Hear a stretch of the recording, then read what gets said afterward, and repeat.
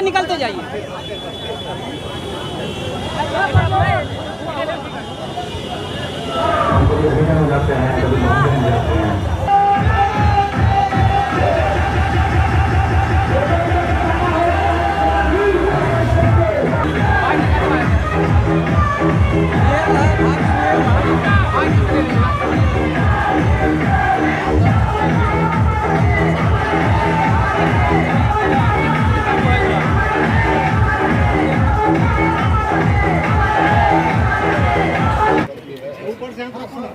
ऐसे थोड़ी बंद हो, तार कहीं से साइड में थोड़ा जाता है।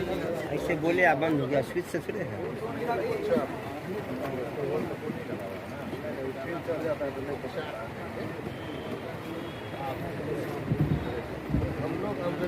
जयंती समारोह का विधिवत उद्घाटन करते हुए माननीय विधायक श्री अब्दुल इस्लाम साहिब साहब, माननीय विधायक देवेंद्र कुमार पासवान जी और उनके साथ आकर आए हुए तमाम अतिथिगण का इस जयंती समारोह में स्वागत है।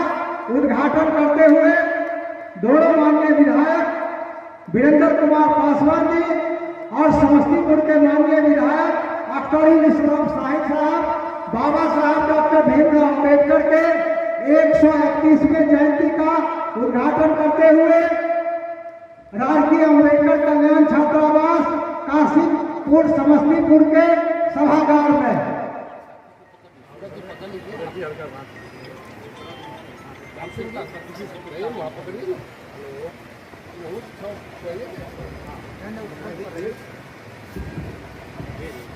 आइए मनु जी, अभी आ गए ना।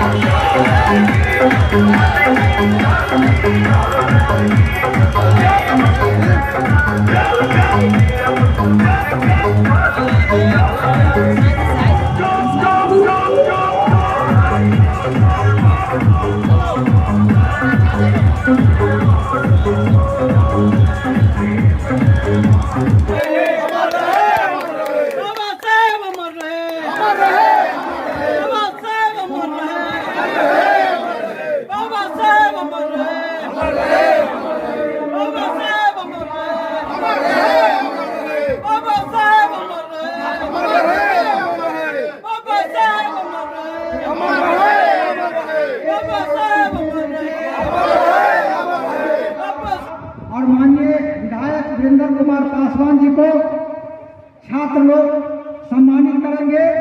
तो इस कड़ी में मैं राम सिंह पासवान जी को आमंत्रित करता हूं कि वो समस्तीपुर के माननीय विधायक श्री अब्दुल इस्लाम साहिब साहब को सम्मानित करें।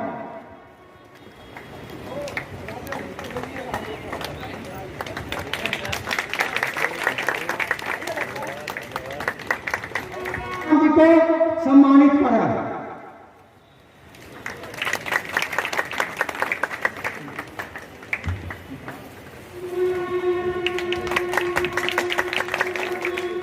वो विश्वनाथ बाबू को सम्मानित करें।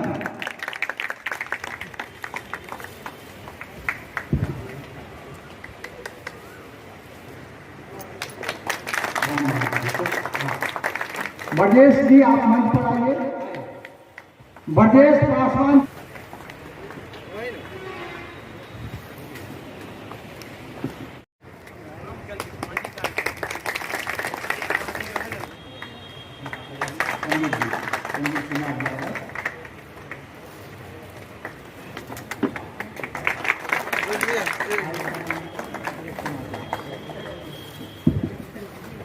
भोला पासवान।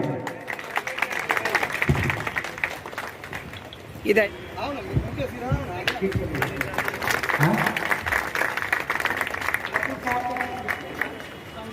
श्री मन्नू पासवान जी का सम्मान करता।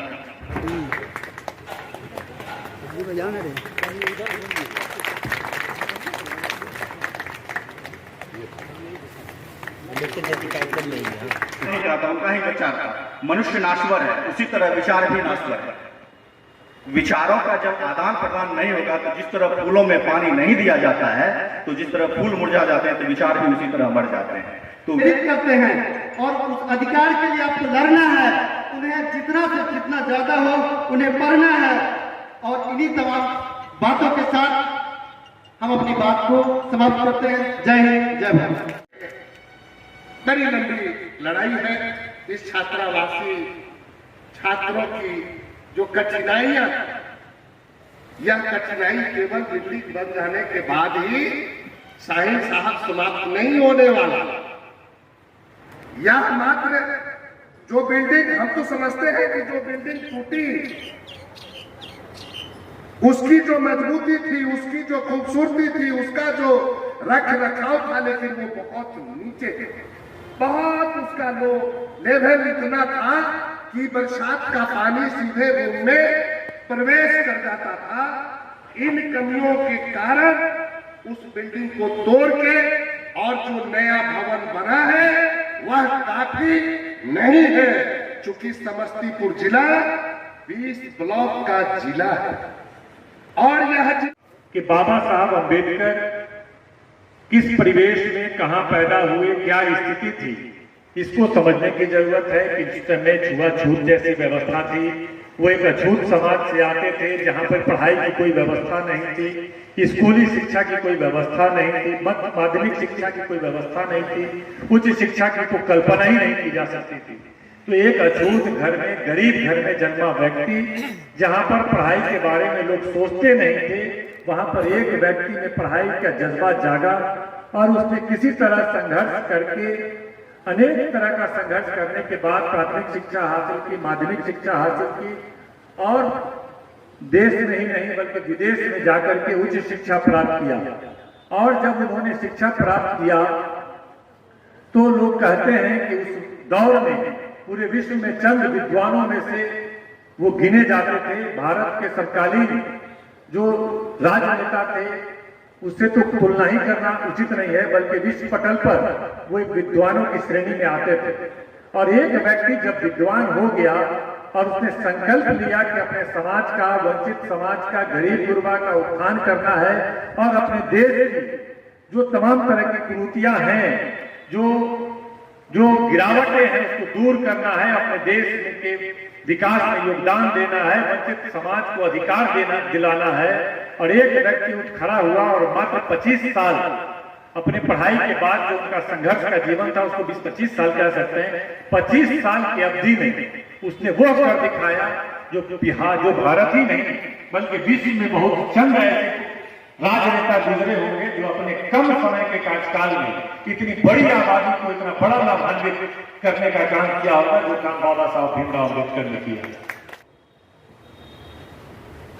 गांधी जी के यहाँ अम्बेडकर साहब की जयंती, बाबा साहब की जयंती हम मनाते हैं। अगर बाबा साहब के जीवन को जीने का अगर हम संकल्प लेंगे तो हम आशा करते हैं जो 30 साल के अंदर हमारी जीवन धारा बदल जाएगी। आज देश में 131 सांसदों का चयन अनुसूचित जाति जनजाति वर्ग से होता है। आज किसी भी संवैधानिक ऑफिस में जाते हैं, पद को देखते हैं तो हर तीसरा चौथा व्यक्ति अनुसूचित जाति जनजाति वर्ग से आते हैं। वह व्यक्ति अगर अपने समाज की चिंता करेंगे, अपने समाज के बारे में चिंता करेंगे तो हम उम्मीद करते हैं उनका शोषण कोई नहीं कर सकेगा। दुनिया की कोई ताकत नहीं है जो उनका शोषण कर सकेगा। एक दो उदाहरण देकर के अपनी बात को समाप्त करेंगे। बंधुओं, आज गांव हो या छात्रावास हो, सक्षम परिवार के जो नौजवान इस छात्रावास में आते हैं उनसे मेरा विनीत आग्रह है, जो बगल के किसी शहर में, इसी शहर में किराए का मकान भी लेकर के पढ़ सकते हैं और इस छात्रावास में ऐसे छात्राओं को जगह दी जाए जिनके पिताजी अपने बच्चों का किराया नहीं निर्माण कर सकते हैं। इस पद्धति को अपनाना चाहिए। हम लोग कुछ परिवार से आते हैं, आजादी से पहले भी हम लोग का परिवार सरकारी जॉब में था और आज भी है, लेकिन यह लाभ देने के बाद भी अगर का परिवार नहीं उठ पाता है, उस परिवार का चिंतन अगर हमारे जैसे आपके जैसे लोग नहीं करेंगे तो सरकार कभी भी उस परिवार को नहीं उठा सकती है। यह तय कर लीजिए।